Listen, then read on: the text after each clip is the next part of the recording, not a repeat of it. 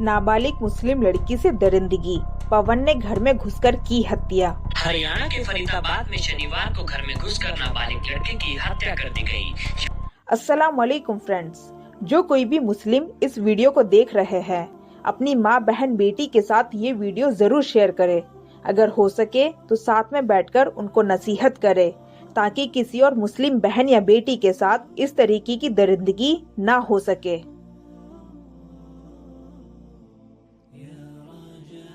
परिजनों के मुताबिक आरोपी ने 9 महीने पहले लड़की को उसके घर से अगवा किया था। लड़की की मां की शिकायत पर आरोपी पवन के खिलाफ केस दर्ज किया गया, जिसके बाद लड़की को बरामद कर लिया गया और पुलिस ने पवन को जेल भेज दिया था।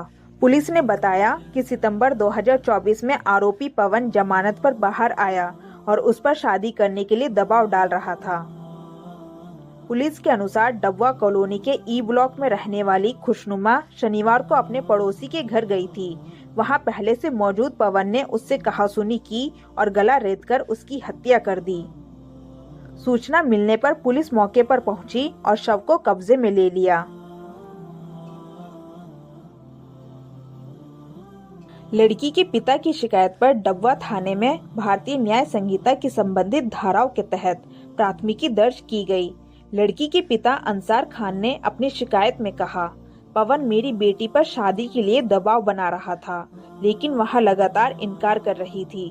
पवन उसे जान से मारने की धमकी देता था और आखिरकार उसने मेरी बेटी को मार डाला। फरीदाबाद पुलिस के प्रवक्ता ने कहा, एफआईआर दर्ज कर ली गई है और हमारी टीमें फरार आरोपी को पकड़ने के लिए छापेमारी कर रही है। आरोपी को जल्द ही गिरफ्तार कर लिया जाएगा। डबुआ कॉलोनी के रहने वाले अभिषेक का कहना है कि खुशनुमा की एक बहन और भाई भी है। वह सबसे बड़ी थी। उसकी हत्या करने वाले युवक का नाम पवन है। वह लंबे समय से खुशनुमा पर शादी का दबाव डाल रहा था। खुशनुमा उसे शादी के लिए मना करती थी। वह खुशनुमा को जान से मारने की धमकियां भी देता था। खुशनुमा के परिवार को भी इस बात का पता था। पवन उसे परेशान कर रहा है। शनिवार को पवन चाकू लेकर खुशनुमा के घर में घुस गया और उसने जाते ही उसके मुंह और गले पर बेरहमी से चाकू मारे, जिसमें उसकी मौके पर ही मौत हो गई। जिसके बाद वह फरार हो गया। पड़ोस में रहने वाली लड़की ने पवन को अंदर जाते देखा था। सूचना मिलते ही आसपास के लोग मौके पर जमा हो गए। पुलिस को भी सूचना दी गई। फॉरेंसिक टीम ने घटना स्थल से साक्ष्य जुटाए हैं। पुलिस बोली, लड़की को ले जाने पर केस दर्ज हुआ था। पुलिस प्रवक्ता यशपाल ने बताया कि अप्रैल 2024 में आरोपी पवन लड़की को बहला फुसलाकर अपने साथ ले गया था। उसी समय लड़की की मां के बयान पर अज्ञात युवक के खिलाफ आईपीसी की धारा 363 का मामला दर्ज किया गया था। पुलिस ने कार्रवाई करते हुए पवन को 20 अप्रैल 2024 को थाना बिछोर के इलाके से गिरफ्तार कर लड़की को सकुशल बरामद कर लिया था, जिसके बाद पवन के खिलाफ आईपीसी की धारा 366A का मुकदमा दर्ज किया गया था। लड़की ने बताया था कि आरोपी उसे शादी के लिए बहला फुसलाकर ले गया था। उसके बाद से आरोपी नीमका जेल में रहा। 9 सितंबर 2024 को वह जेल से बाहर आ गया था। नाबालिग लड़की की हत्या करने वाले आरोपी पवन की गिरफ्तारी न होने पर हरियाणा में बीजेपी विधायक के ऑफिस के बाहर किया हंगामा। लोगों ने होर्डिंग्स को चप्पल जूतों से पीटा, कूड़ा डाला, लड़की के हत्यारे को पकड़ने की मांग की। बुधवार के दिन लड़की के परिवार वालों ने जमकर किया हंगामा। पहले उन्होंने डब्बा थाने का घेराव किया। इसके बाद पास में ही स्थित फरीदाबाद एनआईटी विधानसभा सीट से बीजेपी विधायक सतीश फागना के ऑफिस के बाहर पहुंचे।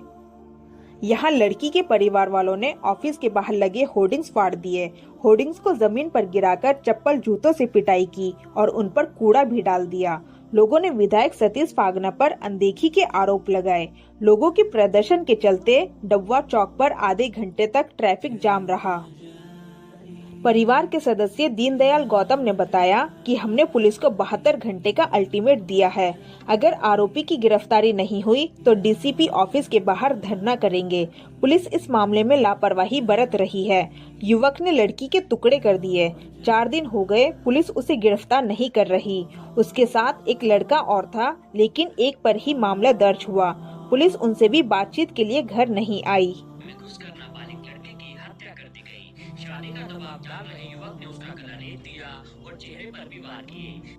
ये एक ही नहीं फ्रेंड्स, कभी रुखसाना, कभी फातिमा, कभी आयशा, ना जाने कितनी ही मुस्लिम लड़कियां ऐसे ही दरिंदों का शिकार बनती जा रही है।